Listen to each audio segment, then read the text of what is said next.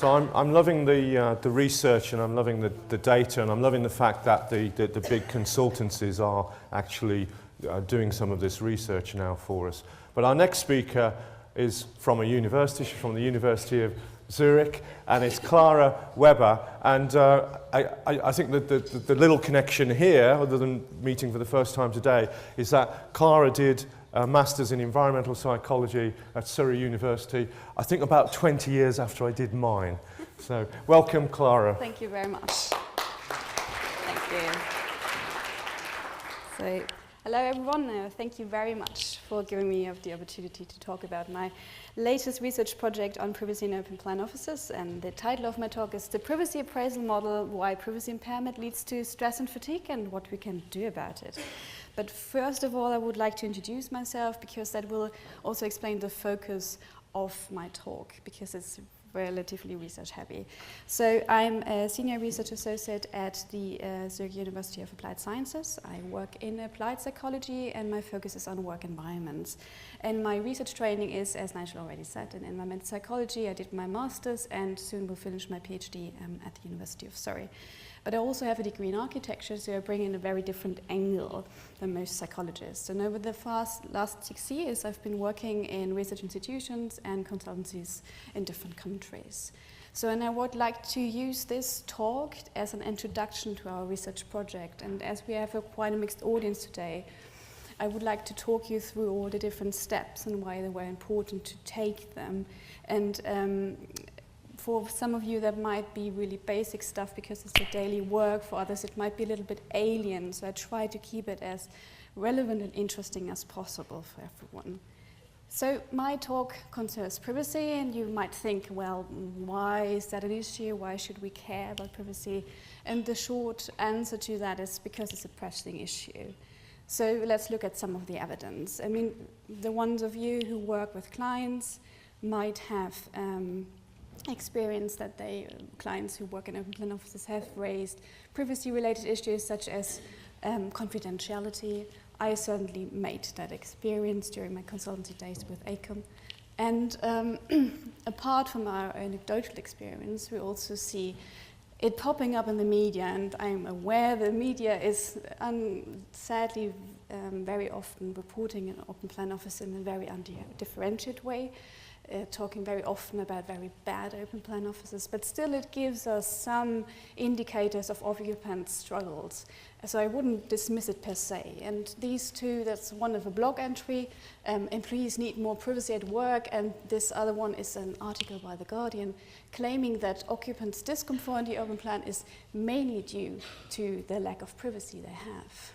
But apart from that, also white papers have been concerned with the issue. So that's a 360 Degrees magazine issue and from Steelcase, and the entire issue is concerned with the privacy crisis we are apparently in. So apart from that, there's also a large body of academic research pointing to occupants' discomfort in the open plan, and also here privacy seems to be a major concern. So, but we really don't know what actually are the consequences of lack of privacy at work. So, because there's very little evidence, it has been established that it leads to reduced workplace and job satisfaction. There's a single study pointing to emotional exhaustion, which is an element of burnout. Other than that, they're just speculations derived from socio-environmental stress theories or research that is quite related to privacy, for example, crowding. And these speculations include job engagement and motivation reductions, impacts on physiological and psychological health, such as headaches, but also different forms of fatigue, chronic emotional and mental fatigue, but also decrements in individual performance, such as disruption of cognitive processes, or also impacts on team performance, because people want to have an increased sense to socially withdraw and don't want to cooperate anymore. So, hence our first research aim was to validate these findings and speculations on consequences, and we concentrated on aspects of primary concern, such as psychological health, and we were looking at emotional fatigue and distress, and also on individual performance, and have been looking at mental fatigue as a performance proxy. The second aim of our research was to understand why psychological process, why this reaction pattern actually occurs. So the psychological process behind these, why privacy impairment leads to distress. And thirdly, we wanted to know whether any of the workplace factors, such as we just heard about, culture aspects of the workplace or design aspects, can influence this relationship. I very quickly need a glass of water. I'm so sorry. Before we could start, we actually had to take some preparatory steps. And the rigor of these steps pretty much determines whether that research project is a waste of time or quite worthwhile. So first of all, we need a clear definition of privacy in the office, what it actually is. Then we needed a validated psychometric measure of privacy in the office. And then we needed a proper theory and model on which kind of grounds we could build our study to describe the psychological process of privacy. And then we could do our study.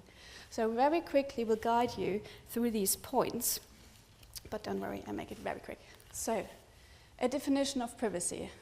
So it's actually the first problem because there's no agreement in academia what privacy actually is. The perspectives on privacy vary greatly. So, sorry, it's taking very long. But when we compare the different varieties of definitions, we have two recurring themes. One is input controls as a form of regulating the access of others to oneself, and the other one is output control over personal information. And this matches very nicely Altman's privacy regulation theory. So he says that privacy is an input and output control process. People attempt to regulate context coming from others, and output they make to others. And, no, sorry. So Altman says, Altman says that privacy needs are dynamic because our desire for privacy changes depending on the type of work we have to do or on our mood. Then he says privacy is an optimization process because there's a desired, an ideal level of input and output at any moment in time, and we thrive for the optimum. If we don't receive the optimum, it's unsatisfactory. And there's a difference between desired and achieved privacy. So if we have less privacy than we actually want, this results into stress. So in terms of the measure of privacy, when we started, there hasn't been any proper measure that was based on Altman's framework. So we went ahead and built the privacy at work inventory, because also we couldn't really use other measures which have been out there because they have methodological flaws.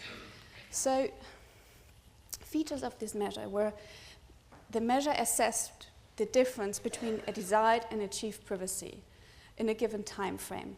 And it acknowledged the dynamic nature of privacy because it assessed how often privacy was desired and how often that was met. And true to the framework, it assessed input and output control, and it underwent the scrutiny of the psychometric scale development because we used 4 studies to develop it, and it had quite good properties. So, onto the theory. So, you might remember we wanted to know why privacy leads to distress, to understand the psychological process behind that.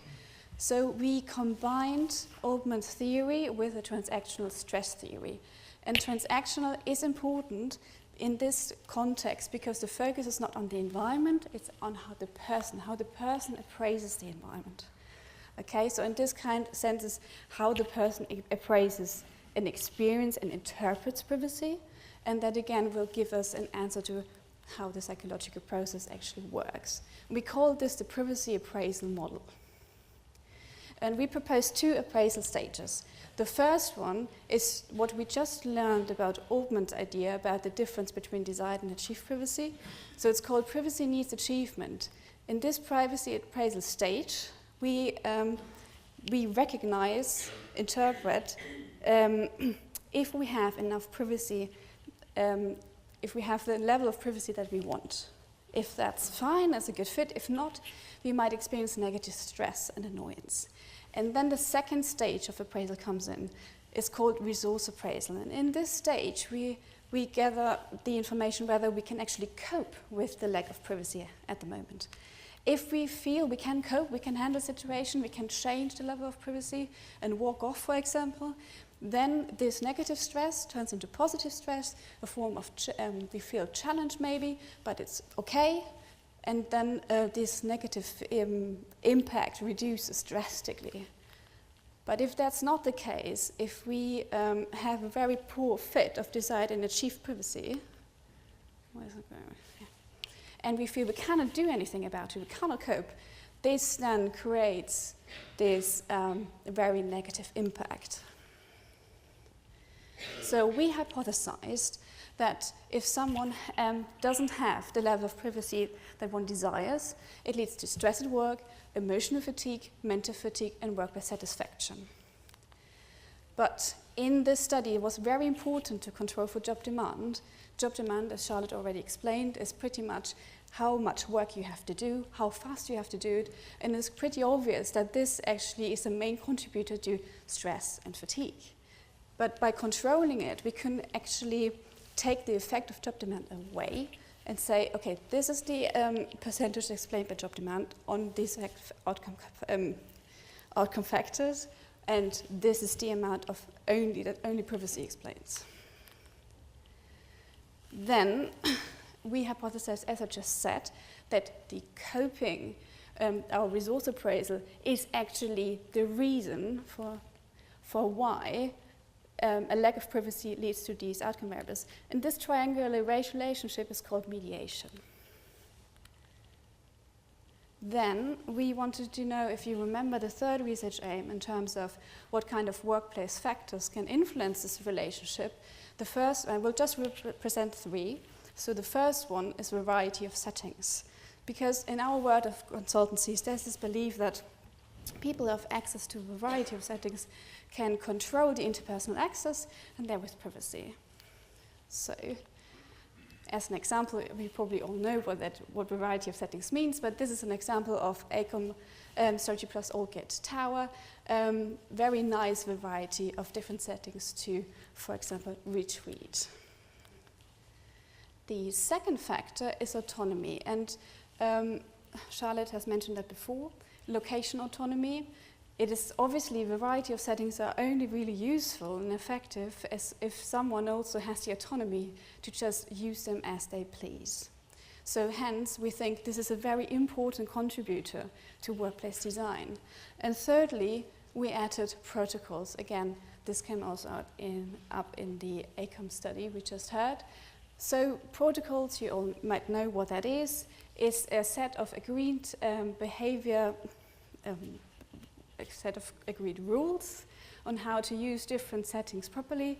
And we think that protocols can actually help to increase, obviously, the effectiveness of the different settings, but also increase the predictability of stress. Because if I know, if I go in a quiet zone and no one is approaching me, then I can predict that I'm safe there, okay? Hence, we think it also has an impact on our feelings of being able to cope. So, we tested this model in 2 online surveys. The first wave, we got back 238 participants, and for the second one, 109.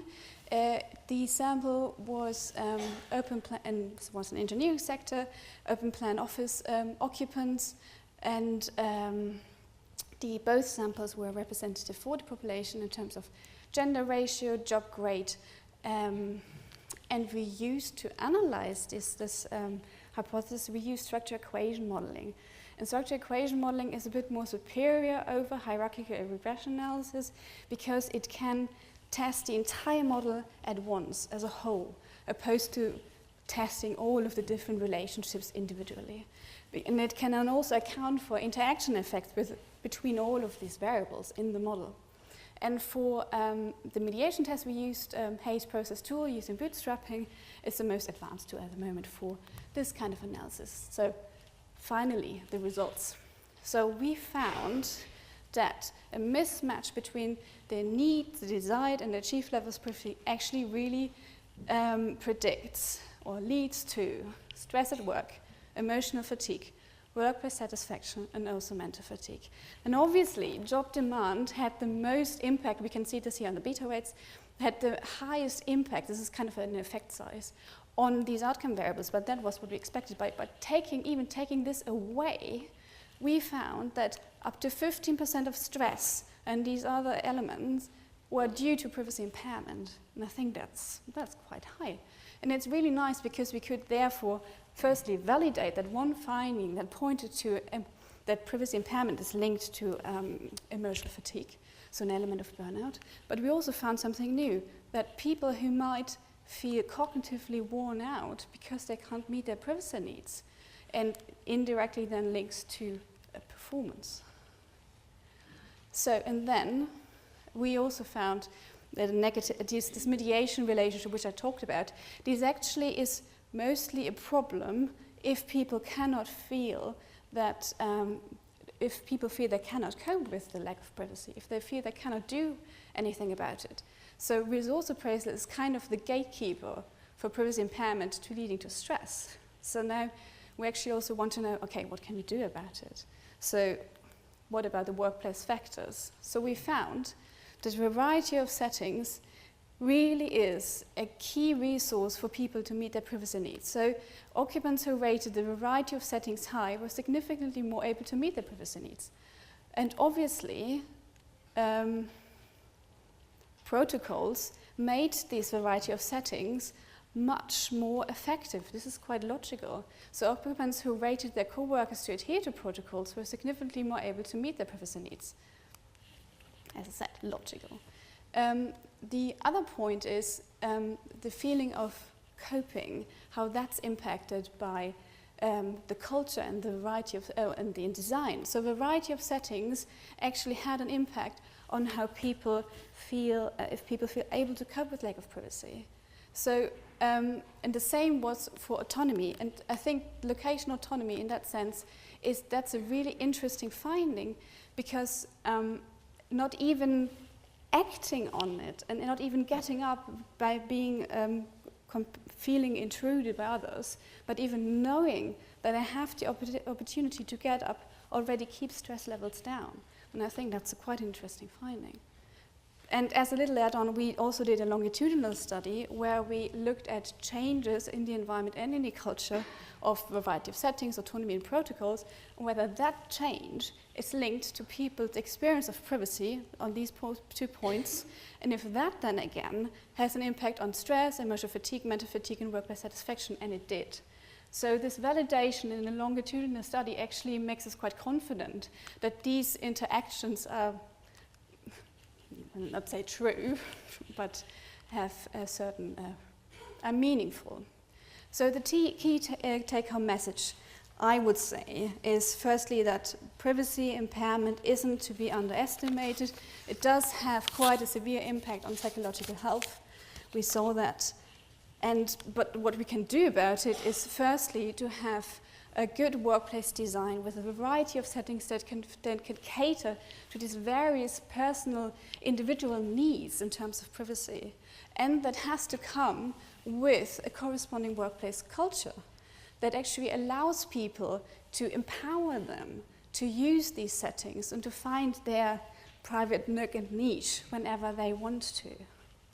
So, and as a personal note, I think, in my opinion, workplace strategies have for a long time now been focusing on increasing collaboration, breaking down interpersonal access on all costs. But I think that is good to a certain extent, but it can backfire. It can just be too much, as we, I think, see here in this study. And I think we ought to design workplaces that can balance togetherness and solitude in a very nice way, and that come with empowering cultures. So, thank you very much. I hope some of this was interesting or useful.